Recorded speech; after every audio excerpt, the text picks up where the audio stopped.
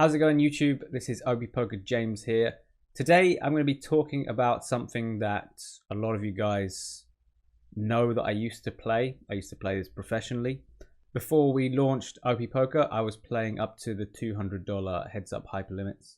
I think given the fairly low variance, because it's not a jackpot style, I think that heads-up hypers are a great way to build up the bankroll, as long as you're able to get the table for yourself. Now, we won't go into that this video, expect it in a later video, but I plan on doing like a mini series on these. So today I'm going to be looking at the lowest buy-in limit you can buy in for, which is $1.50. And we'll talk about how you can build and grow a bankroll from these games. So I'm just going to set up to find these hypers. Micro, hyper, that should do it. So you got the $1.50s and $3.50s at the micro limit. We'll start with the $1.50s. I want to talk mostly about how in these games, what kind of bankroll you should be looking for and how you want to play them. So the first thing I'm doing right now is, if you're looking to build a bankroll with these, it's almost always better to try and open sit these games if possible. Now, if you're playing, I think $7 or lower on stars, that should be fairly easy to do. The reason you want to open sit is the likelihood of you getting other regs goes way down, and the likelihood of you getting recreational players goes way up. So therefore you get softer games. Softer games means higher ROI. Higher ROI means hopefully you can start building a bankroll. So the lowest limit is $1.50. So I would guess if you wanted to build a bankroll straight from these, I would suggest at least $50 to start with. So I'd at least deposit $50 or build the bankroll up to that before you want to start playing these. Even though there's no like jackpot multipliers or any variants like that, heads up still has a lot of swings and variance in it, even against weaker players. So we can't just go in there with $10 and think we're gonna win a lot of money. Anyway, we've got a game already. Looks like we've got a Russian player. Now, if you had access to something like Sharkscope, it might be worth occasionally searching for people, especially if they keep rematching you. I would suggest to look them up. Otherwise, it should be fine. Just play your game. The goal really is you're trying to build the bankroll. If you can play more tables, that's great. I would always suggest trying to one table these when you're new to heads up. One tabling is a much better idea. Tens, I'm just going to check down. Bad run out overall. Nice. He called the flop with jack high, so that is something to note. I wouldn't bother making notes on someone unless they are constantly sitting on your tables. Then you want to start making notes and doing some adjustments.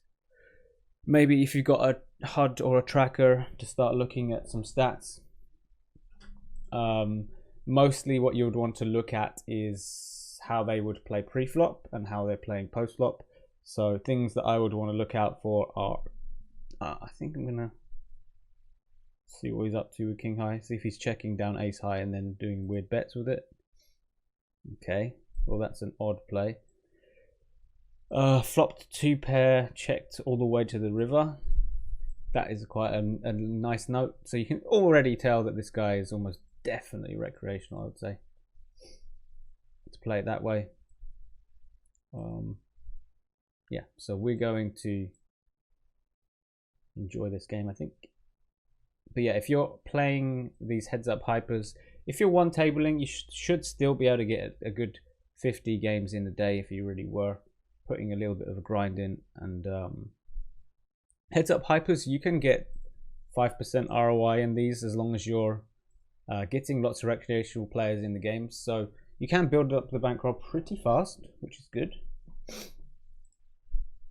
The blind increases for these are, so you start 25 big blinds deep and the blinds increase every 2 minutes. So it's a little bit different to spin and goes, which is normally every 3 minutes. unless you get the 2x multiplier on stars. Given how he called very wide on the flop, I'm going to go for a larger ISO. Otherwise, I would have made it smaller. I think he's going to be the kind of person that likes to see more cards. I got proved wrong there. Oh well.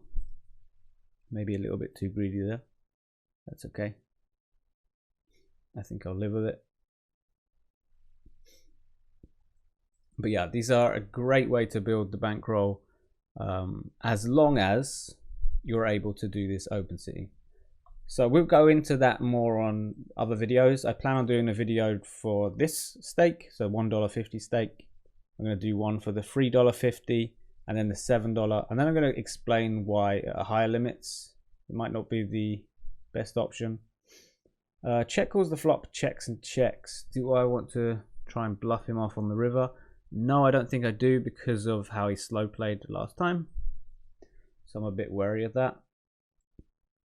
If he's slow playing 6-8, then he's probably slow playing a flush in that spot quite a lot. So I thought I'd leave it.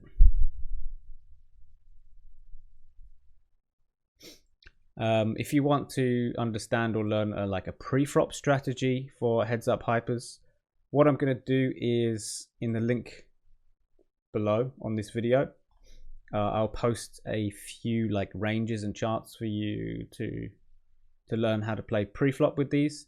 They're very basic ones, so if you wanted to go more in depth, I would suggest checking out our Spin and Go course. It's got a whole area, whole section on playing heads up, lots of charts there. But to get you like a basic overview of how to play, I will include some free ones here, so that should help you along the way. Really the goal is to just get you to understand how wide you should be playing from the small blind and how wide should you be playing from the big blind. That's really the goal from these charts. They should help you enough to beat the $1.50s, but don't take them for gospel, as in don't think they will always work. These are just a guideline for how to play in these games, which are generally very passive games. My opponent hasn't really been betting much. Even when he had 2 pair, he hasn't really been betting. So for me, this is a very, very nice low variance thing. When you're up against opponents that are very passive, that reduces the variance dramatically, which means that you need less of a bankroll really. If you're constantly facing people who are very, very aggressive, then the amount of bankroll you need goes up. But yeah, I would suggest if you got $50, you can give these a go. The $3.50 limit, I wouldn't move up or try those games until I had at least $150 or $200, I would say. That shouldn't take very long on these, in my opinion. Okay, so I checked the flop, checked the turn, now he's bet.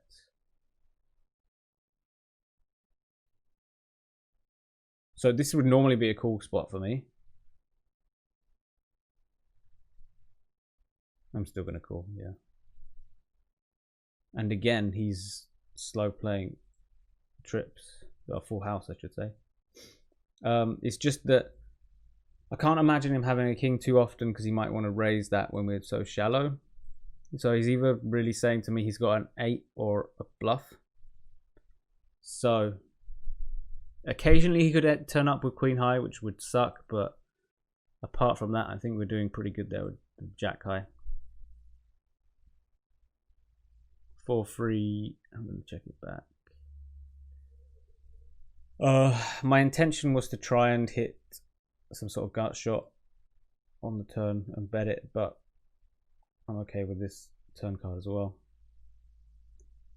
Do I want to give up and look for a better spot on the river? I think so. Given how passive our opponent has been,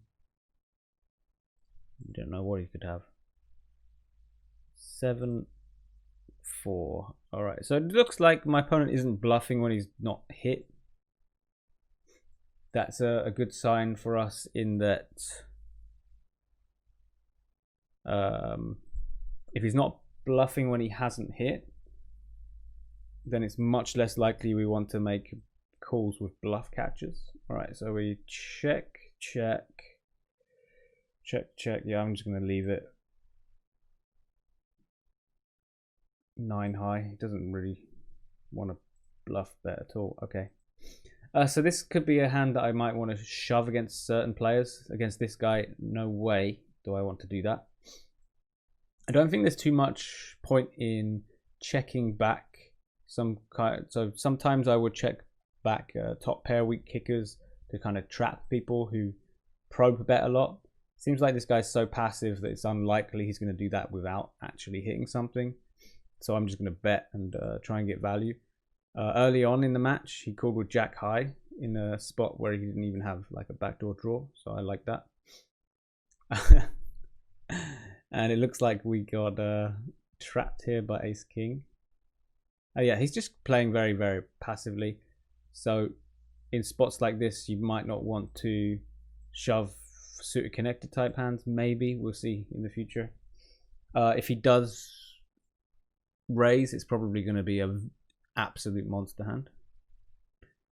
Anyway, we lose the first game, which is not great. If we can get a rematch, then I would love that. No? Okay. I'll do another one. Let's play another game.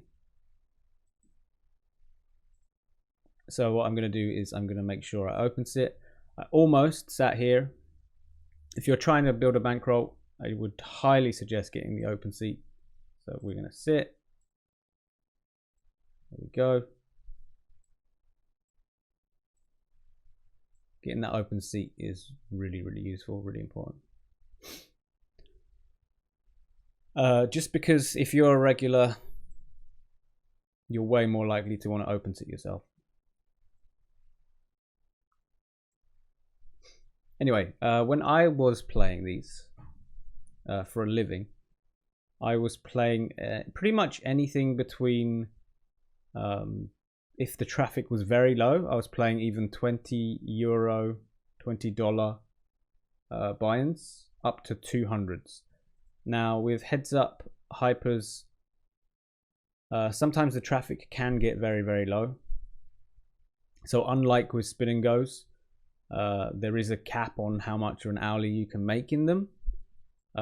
So with spin and goes, you can play all the way to even the $250 limits and get as many games as you want. As soon as you're going higher than that, you can't get as many games. But when it comes to these games, if you're playing, I think over $60 limit on stars, something like that. If you're playing over that, then you're in a spot where sometimes you can be waiting around for 20-30 minutes without a game, which obviously isn't great. But heads up hypers are the kind of game that you could mix in with spin and goes. I definitely have played a mixture of spin and goes and heads up hypers myself. If you're able to open sit, these are always, in my opinion, better to do than spin and goes. But as we'll get into on a later episode, it's not quite as easy as you might expect. So we are 14 big blinds deep. We got someone leading into us. We got an ace. We could raise it up, but I think I'm going to allow my opponent to bet. I think they're going to have a lot of random bluffs. On the turn, I've got to protect my hand at this point. So I'm going to bet nice and big. I think he was just bluffing though.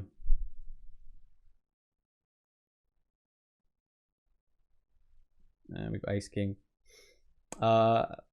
Shoving is what I would recommend to do in general. They haven't done anything crazy. Yeah, generally I think you should, if you're playing these $1.50s, generally try and keep it as simple as possible. If I was really looking to maximize every bit of value, I would make a smaller size with ace king, but I don't really want to teach you to play that way, because you can get yourself in some nasty spots post flop. Heads up, if you're not comfortable with heads up, you can get yourself in all sorts of trouble post-flop, which isn't great. Mostly because you're playing a very wide range and you don't always hit on the flop. So it looks like our opponent is leading out a lot. Last time I think he did it as a bluff. This time we have absolutely nothing. I know a lot of people would feel like, well, I think he was bluffing last time, so I'm going to float this.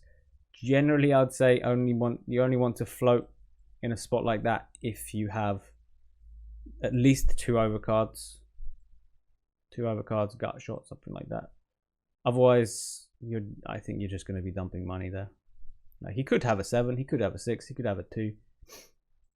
You're not going to screw around there. So this time he open raised and now makes a larger size bet. We might be able to get some sizing tails off this person, especially if we were able to constantly get rematches on them. That is one cool thing about heads up hypers, is that sometimes you get in rematch spots with people where you can play 10, 20, 30 games in a row against players, and then you can really start breaking down how your opponent's thinking. This I'm just going to try and check down. You bet pot. Do I believe him? I think I will believe him. Yeah, I'll leave it. So the 2-minute blinds means that these games don't last too long. If you're interested in playing a little bit deeper, I did a turbo series, and that's over on PokerStars School. I'll make sure that is linked down below as well. So I think I played every limit from the $1.50s up to 300s. So if you want to check that one out, feel free to do so. But I did that over on the PokerStars School. Again, he's bet very, very big. So at Queen High, I would have stayed around on the flop if they hadn't bet so big. As soon as they make the big bets, you don't have to stay around with such weak ranges anymore, which makes things easier. That's for sure. 6-5, I'm going to limp. Okay, we got an open ender. I'm expecting him to lead because that's what he's been doing so far. I think, given the small, it's on the smaller end, I'm going to float and call all the way down to the river and then decide. I'm hoping that he'll check the river because now we'll bluff for sure. But okay, great. Yeah, we're going to use this as a bluff. We don't have money worse hands at all. So generally speaking, in heads up, you want to use your worst hands as bluffing hands. That's generally how you want to do it. Hopefully he doesn't have a jack or a 7, and then we're probably getting the fold. Nice little bluff.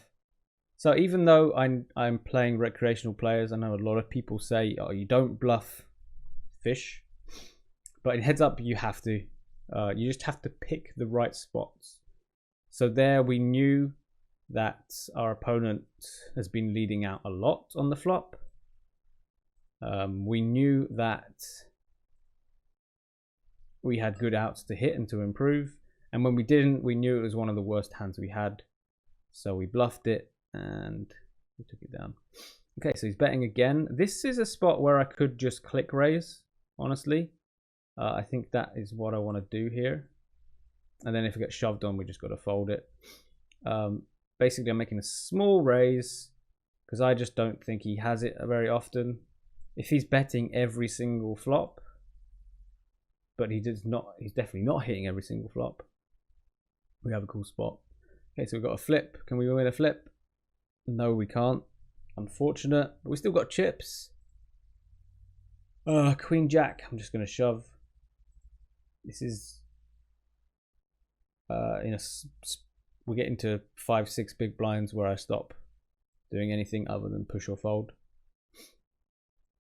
But yeah, I'll show you a general pre-flop style and how to play about 20 big blinds deep. If you want to learn how to play smaller and smaller stacks, at this limit, it really heavily depends on the population, I would say. So you don't want to play GTO there at all. So in these spots, I've been able to limp a lot of hands and not get raised by the big blind, which has created, which is a lot better for me. It means that I want to play as much wider range than what I would do if I was playing against a perfect opponent. A perfect opponent wouldn't let me see as many flops, so that I would often raise me out of the pot.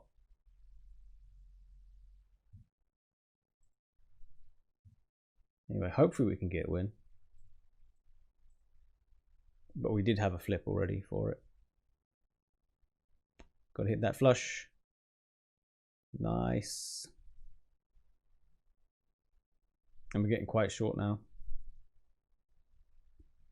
Okay, so we got nines. I'm not going to shove them. I'm hoping that my opponent will want to call this, so we can get some more value. He could occasionally have a king, but when stack to pot ratios are so similar, so the pot and the stack are basically the same, we do not want to be folding a hand as strong as this. Him putting it all in is a bit scary, but I think it's more likely you'll have a 5 or a 4 than a king. There you go. It's got the 5. Can we hold it? No, we can't. But overall, if you're going to get in these spots consistently, you're going to win a lot of money. It's just unfortunate we lost both of them. But that's how poker goes sometimes, right? We're still not in. We're still not out of it. It's possible we can get back in this. 2.7 big blinds. I think this is close as to if I'm meant to play any two. I think I call this. I would highly suggest you guys learn your push or fold Nash ranges.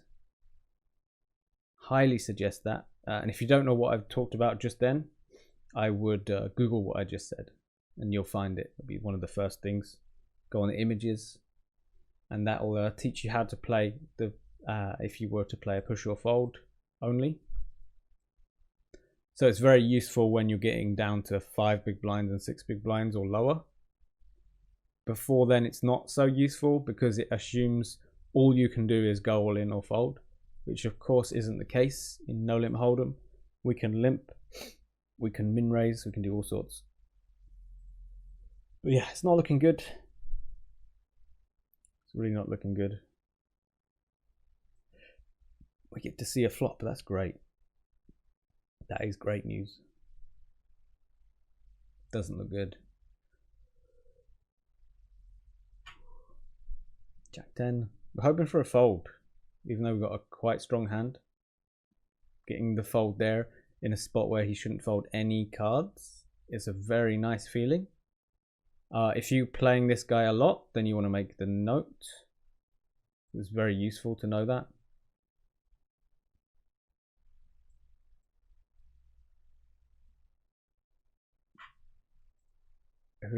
If he's folding in these spots, this is just pure printing in the long term,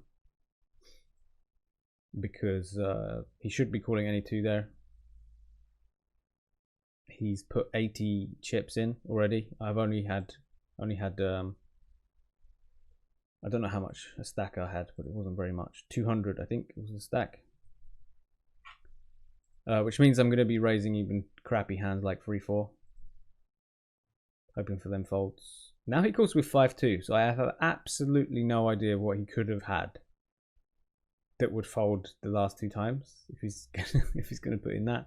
Maybe he just saw it suited and decided to go with it.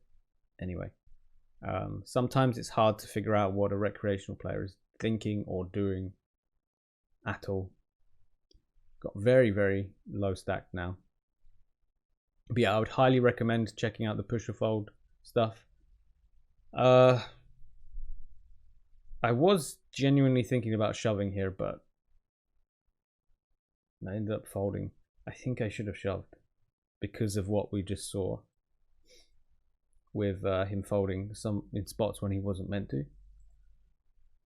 Anyway,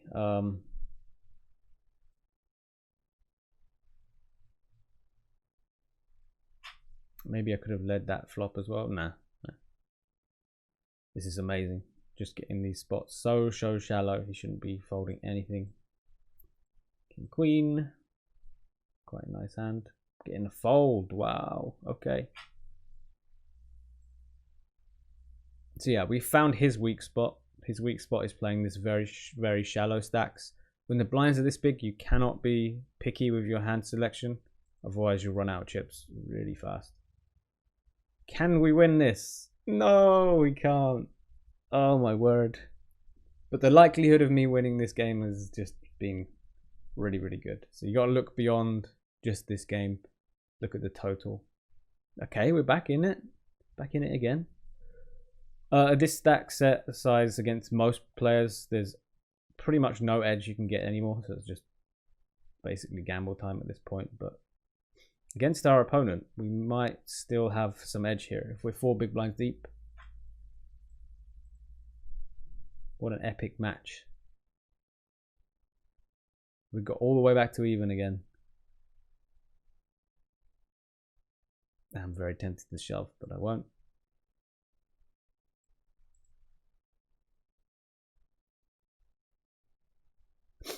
So in the spots as soon as you've hit a pair at this kind of stack depth, I don't think there's really any way out of the pot. Yeah, I'm just going to put it in and just hope they haven't hit a queen or a 10. Yep, cool. We're slightly ahead. And we did win. Somehow we won that. I'm very happy with that. I guess, so the next video I'll go on to the $3.50 games.